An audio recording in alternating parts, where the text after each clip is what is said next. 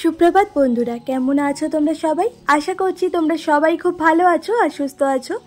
আমার আরও একটি নতুন ভিডিওতে তোমাদের সকলকে অনেক অনেক ভালোবাসা আর অনেক স্বাগত জানাই। আর আশা রাখছি আজকের ভিডিওটি দেখতে তোমাদের খুব ভালো লাগবে। আর আজ হলো বুধবার আর এখন সময় হয়েছে ওই সকাল 8টা মতো। তো গত বুধবারের ভিডিওটা তোমাদের সাথে শেয়ার করা হয়নি, তাই ভাবছি কি তোমাদের সাথে আজকে শেয়ার করেই দিই। তো ওইদিকে দেখতেই পাচ্ছ মাম্মাম কিন্তু ঘুম থেকে উঠে গেছে। ছাদে চলে এসেছি, এই যে জামা কাপড়গুলো কাচবো। আর পিছনে এই দেখো, দেখতেই পাচ্ছ কতগুলো জামা কাপড়। এখন তাও মেঘলা মেঘলা ওয়েদার আছে, এগুলো এখন ভেজাবো। এখনই কাচবো না, মানে একটু পরে এসে আবার কেচে দেবো। তো এখন ভাবছি কি সমস্ত জামা কাপড়গুলো না কাচবো না, কিছুটা জামা কাপড় না এখন কাচবো, কারণ গত দুদিন ধরে তো জামা কাপড় ঠিকঠাকভাবে কাচা হয়নি আর তোমাদের দাদাভাইয়ের কিছু জামা কাপড় লাগবে, তাই এখন অল্প কিছু জামা কাপড় কেচে তারপরে বাদ বাকিগুলো না ভিজিয়ে রেখে যাব। পরে এক সময় এসে জামা কাপড়গুলো কেচে নেব।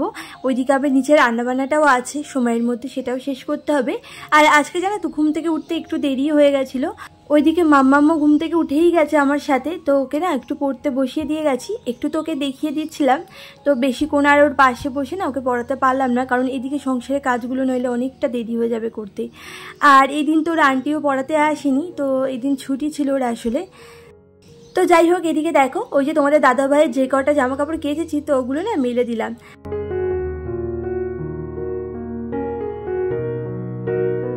আর তারপরে নিচে এসে না একটু চাও বানিয়েছিলাম, তো চা খেয়ে নিলাম। আর তারপরে ওইদিকে রান্নাটাও বসিয়ে দিয়েছিলাম। সব রকম সবজির তরকারিটা কিন্তু হয়ে গেছে, সেটাও নামিয়ে নিলাম। আর সাথে করেছিলাম একটু উচ্ছে কুমড়ো, তো সেটাও হয়ে গেছে। তো ওগুলো না বাটির মধ্যে ঢেলে রাখলাম।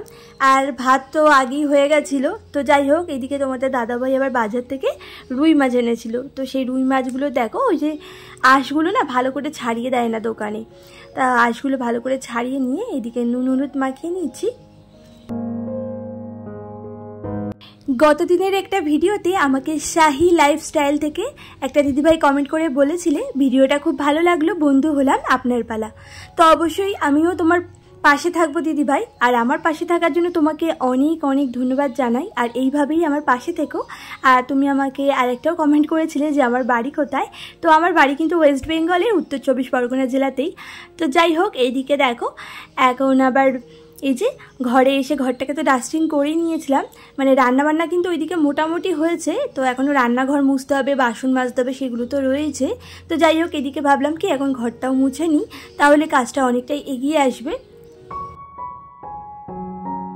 আর গত দিনের ভিডিওতে আমাকে জেপি ব্লগস ভিভেস থেকে একটা দিদিভাই কমেন্ট করে বলেছিলে তোমার ছবিটা দেখে তো মনে হলো তুমি আমার থেকে ছোটই হবে। তো যাই হোক, আমার এই মিষ্টি বোনটা কিন্তু আমাকে একটা সুন্দর কমেন্ট করেছিল যে দিদিভাই তোমার ভিডিওটা খুব ভালো লাগলো, নতুন বন্ধু হলাম, তুমিও আমার পাশে থেকো।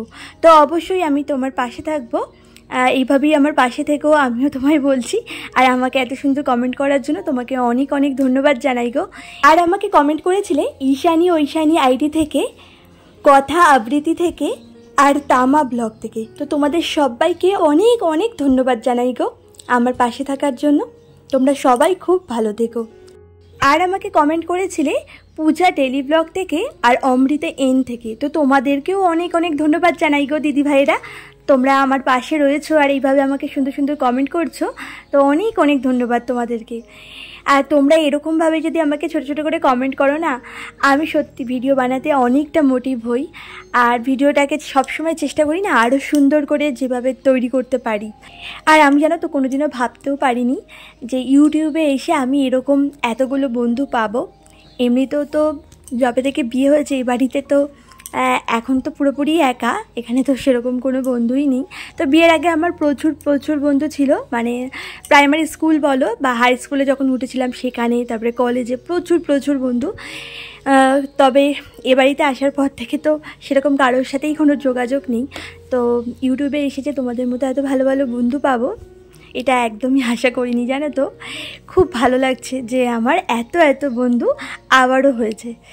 তো যাই হোক, এইদিকে দেখো কত জামা কাপড় কেচেছি, মানে অনেক অনেক জামা কাপড় কেচেছি জানো না। আর সমস্ত জামা কাপড়ই তো হাতেই কাচতে হয়, যেহেতু আমাদের তার ওয়াশিং মেশিন নেই। তো ওই গরিবের সংসারে বিলাসিতা না করে এভাবেই তো চলতে হয়। তো যাই হোক, আজকে জানো তো একটু সিমুই রান্না করেছিলাম, আর আমার এই সিমুই খেতে ভীষণ ভীষণ ভালো লাগে, এত ভালো লাগে না যে কি বলবো।